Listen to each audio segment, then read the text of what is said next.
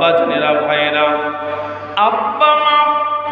আব্বা মা কি মজার জিনিস যাদের নাই, সে আব্বা মায়ের জন্য সব সময় নামাজের মধ্যে, নামাজের আগে, নামাজের পরে যখন সময় পাবেন অন্তত একবার করে হলেও বলবেন রব্বির হামহুমা কামা রব্বায়ানি সগীরা, রব্বির হামহুমা কামা রব্বায়ানি সগীরা।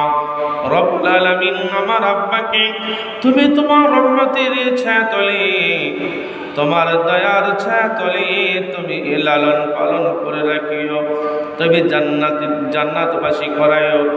আল্লাহ, যেরকম আমার পিতামাতা আমাকে শৈশবকালে ছোট্টবেলায় লালন পালন করেছিল, আল্লাহ তুমি আমার পিতামাতাকে ভালো রাখবে।